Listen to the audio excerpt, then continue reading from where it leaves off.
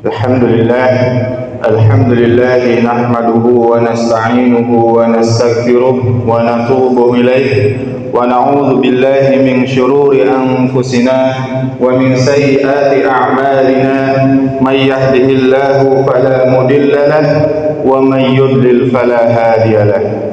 Ashhadu an la ilaha illallah wahdahu la syarika lah wa ashhadu anna Muhammadan abduhu wa rasuluh.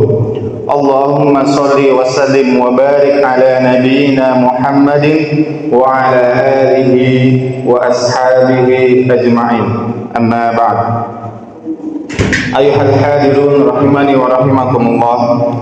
لا أنسى أن أوصي نفسي وإياكم بتقوى الله فقد قال الله تعالى في كتابه الكريم يا أيها الذين آمنوا اتقوا الله حق تقاته ولا تموتن إلا وأنتم مسلمون وقال أيضا يا أيها الذين آمنوا اتقوا الله وقولوا قولا سديدا يصلح لكم أعمالكم ويغفر لكم ذنوبكم ومن يطع الله ورسوله فقد فاز فوزا عظيما فإن أصدق الحديث كتاب الله وخير الهدى هدى محمد صلى الله عليه وسلم وشر الأمور محدثاتها فإن كل محدثة بدعة وكل بدعة ضلالة وكل ضلالة في النار. Ma'asyiral muslimin rahimani wa rahimakumullah. Pertama-tama marilah kita panjatkan puji syukur kita kepada Allah Subhanahu wa taala yang telah begitu banyak melimpahkan nikmatnya kepada kita semua. Karena apapun nikmat yang kita rasakan di dunia ini itu merupakan pemberian dari Allah Subhanahu wa taala. Allah Subhanahu wa taala berfirman, "Wa ma bikum min ni'matin faminallah." Dan apa-apa yang menimpa kalian dari suatu kenikmatan, faminallah, maka kenikmatan itu datang dari Allah Subhanahu wa taala. Maka dari itu, kita sebagai muslim yang bijaksana, muslim yang baik, muslim yang saleh, agar selalu bersyukur kepada Allah Subhanahu wa taala ketika kita mendapatkan nikmat darinya. Lalu bagaimana cara kita mensyukuri nikmat Allah Subhanahu wa taala? Yaitu dengan kita melakukan amal saleh. Nah, Abu Abdurrahman Al-Hubli mengatakan as-salatu syukrun was-siyamu syukrun wa kullu khairin ta'maluhu lillah syukrun. Dengan kalian melakukan salat merupakan rasa bentuk syukur, dan kalian melakukan puasa merupakan rasa bentuk syukur. Wa kullu khairin ta'maluhu lillah fa huwa syukur. Dan setiap kebaikan yang kamu lakukan untuk mendekatkan diri kepada Allah Subhanahu wa taala, maka itu termasuk rasa bentuk syukur kita kepada Allah Subhanahu wa taala.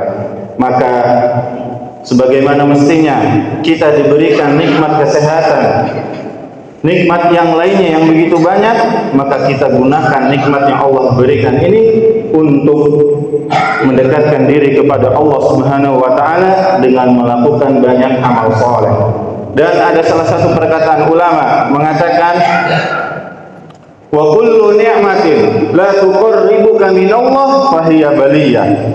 Dan setiap nikmat la tuqarribuka minallah, tidak mendekatkan diri kamu kepada Allah Subhanahu wa taala, fahiya baliyah, maka nikmat itu bisa menjadi musibah.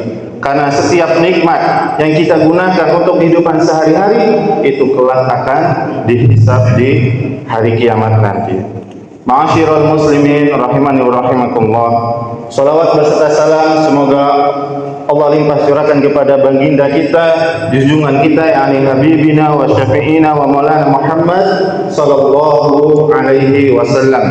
Nah, yang telah membawa umatnya minaz zulumati ilan nur, dari kegelapan menuju cahaya terang benderang, yaitu cahaya sunnahnya sallallahu alaihi wasallam. Maka dari itu kita memperbanyak salawat kepada Nabi, karena dengan kita bersalawat kepada Nabi maka Allah Subhanahu wa taala akan bersalawat kepada kita sebanyak 10 kali. Rasulullah SAW bersabda, "Man shalla 'alayya salatan wahidatan sallallahu 'alaihi biha 10." Barang siapa yang bersalawat kepadaku 1 kali, kata Nabi Muhammad SAW, maka Allah akan bersalawat kepadanya sebanyak 10 kali. Allah akan menurunkan rahmatnya kepada orang yang bersalawat kepada Nabi sebanyak 10 kali. Maka dari itu, di hari yang agung ini, agar kita selalu bersalawat kepada Nabi Muhammad SAW, memperbanyak salawat kita kepada junjungan kita Nabi Muhammad sallallahu alaihi wasallam. Ma'asyiral muslimin rahimani wa rahimakumullah. Ada salah satu perkara, yang perkara ini sangat urgen, yang dimana perkara ini bisa mendatangkan cintanya Allah Subhanahu wa taala kepada kita. Dan juga salah satu perkara ini termasuk salah satu syarat diterimanya ibadah kita kepada Allah Subhanahu wa taala. Apa salah satu perkara ini? Yaitu ittiba'un Nabi Muhammad sallallahu alaihi wasallam. Mengikuti tuntunan Nabi Muhammad sallallahu alaihi wasallam, mengikuti sunnah Nabi Muhammad sallallahu alaihi wasallam dari segala aspek kehidupan kita, dari bangun tidur sampai kita tidur lagi. Karena Allah Subhanahu wa taala berfirman di dalam surat Al-Imran, "Qul in kuntum tuhibbunallaha fattabi'uni yuhibbukumullah." Katakanlah wahai Muhammad kepada para manusia, kepada para umatmu, in kuntum tuhibbunallaha fattabi'uni. Jika kalian benar-benar cinta kepada Allah Subhanahu wa taala, fattabi'uni, maka ikutilah aku. Ikuti tuntunan Nabi Muhammad sallallahu alaihi wasallam. Yuhibbukumullah, maka Allah akan mencintai kalian. Wa yaghfir lakum dzunubakum, dan juga mengampuni dosa-dosa kalian. Maka ini salah satu cara mendatangkan cintanya Allah Subhanahu wa taala, yaitu dengan kita mengikuti tuntunan Nabi, mengikuti sunnah-sunnah Nabi, tidak menyelisihinya dalam aspek apapun.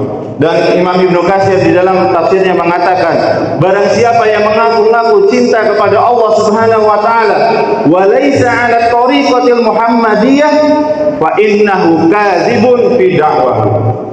Barang siapa yang mengaku-ngaku cinta kepada Allah Subhanahu wa taala tapi bukan di atas jalannya Nabi Muhammad sallallahu alaihi wasallam, tidak mengikuti sunnahnya Nabi Muhammad sallallahu alaihi wasallam, wa huwa kadzibun fi da'wahu, maka dia termasuk dusta.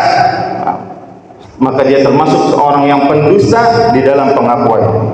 Dia mengakui cinta kepada Allah tapi dia dusta, karena ketika dia mengatakan cinta kepada Allah tapi dia tidak mengikuti sunnah-sunnahnya Nabi Muhammad sallallahu alaihi wasallam, maka seseorang dikatakan cinta kepada Allah dan Allah cinta kepada dia ketika dia mengikuti tuntunan Nabi Muhammad sallallahu alaihi wasallam di dalam segala aspek syariat ini. Dan Imam Sa'adi dalam kitabnya Taisir Rahman di dalam tafsirnya mengatakan, fala tunalu mahabbatullah wa ridwanuhu wa thawabuhu illa bitasdiqi ma jaa bihi Rasul sallallahu alaihi wasallam minal kitabi was sunnah wa imtithali amrihima wa ijtinabi nahyihima.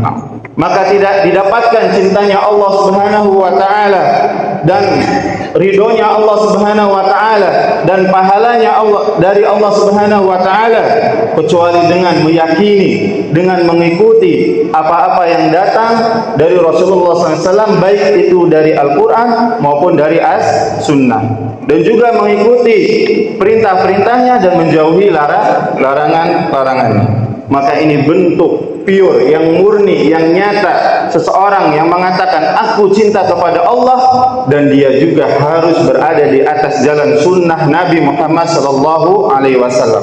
Karena ketika dia mengaku cinta kepada Allah tapi dia sering menyelisih sunnah Nabi, fahuwa kadzibun fi da'wahu, kata Ibnu Katsir, maka dia termasuk seorang yang pendusta di dalam pengakuannya. Nah, ma'asyiral muslimin rahimani wa rahimakumullah, dan mengikuti tuntunan Nabi Muhammad sallallahu alaihi wasallam merupakan salah satu syarat diterimanya amal ibadah kita. Nah, Rasulullah SAW bersabda di dalam hadis yang diriwayatkan oleh Ummul Mukminin ibunda kita Aisyah radhiyallahu anha, "Man 'amila 'amalan aw man ahdasa fi amrina hadza ma laysa minhu fahuwa raddun." Dan di dalam riwayat lain, "Man 'amila 'amalan laysa 'alaihi amruna fahuwa raddun." Barang siapa yang melakukan suatu amalan, suatu ibadah, laisa alaihi amrina, yang tidak ada perkaranya ini di dalam syariat, tidak ada perkaranya di dalam agama, fahuwa raddun, maka amalan itu tertolak. Maka dari itu kita sebagai muslim yang bijaksana untuk mencukupkan diri dengan sunnah-sunnahnya Nabi Muhammad sallallahu alaihi wasallam dan menjauhi segala hal-hal yang menyelisih sunnah, baik dari perbuatan-perbuatan yang menjerumus ke dalam kebid'ahan ataupun yang lainnya. Nah, dan para ulama mengatakan di dalam hadis ini, "Man 'amila 'amalan laisa 'alaihi amruna fahuwa raddun," ini merupakan hadis sulusuddin, sepertiganya agama, dan termasuk aslun min usuliddin, termasuk pondasi dari pondasi-pondasi agama. Maka dari itu, setiap ibadah yang kita lakukan itu harus sesuai tuntunan Nabi Muhammad SAW, harus sesuai dari dalil Quran dan Sunnah, bukan ibadah-ibadah yang diada-adakan tanpa ada dalilnya. Jika seseorang melakukan suatu ibadah tanpa ada dalil, tanpa ada tuntunan dari Nabi Muhammad SAW, fahuwa raddun, maka amalan itu tertolak. Karena syarat utama, para ulama mengatakan syarat utama diterimanya ibadah seseorang itu ada dua. Yang pertama, dia ikhlas, mengikhlaskan diri, meniatkan ibadahnya hanya untuk Allah Subhanahu wa taala. Kemudian yang kedua, ittiba'un Nabi sallallahu alaihi wasallam, yaitu mengikuti tuntunan Nabi. Dan Syekh Sa'di Abdurrahman bin Nasir As-Sa'di di dalam manzumah qawaid fiqhiyahnya mengatakan, "Wa laisa masyru'an minal umuri ghairal ladzi fi syar'ina madhkuri." Dan bukan termasuk hal yang disyariatkan di dalam perkara kita yang tidak disebutkan di dalam syariat kita. Maka muncul kaidah fikih di dalam ini, yaitu al-aslu fil ibadah al-man'u atau al-aslu fil ibadah at-tahrim. Hukum asal ibadah adalah terlarang kecuali ada dalil perintahnya. Maka ketika kita ingin melakukan suatu ibadah, mencukupkan diri dengan tuntunan Nabi. Jika ada perintahnya, kita laksanakan. Jika tidak ada perintahnya, kita tinggalkan. Demikian khutbah yang semoga bermanfaat ini. Aqulu qawli hadza wa astaghfirullah li wa lakum wa lisairil muslimina min kulli dhanbin fastaghfiruhu innahu huwal ghafurur rahim.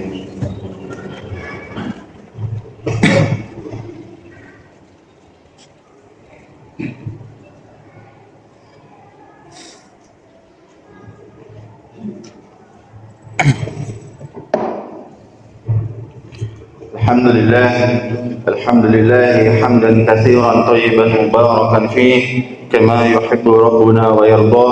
Asyhadu an la ilaha illallah wahdahu la syarika lah wa asyhadu anna Muhammadan abduhu wa rasuluh.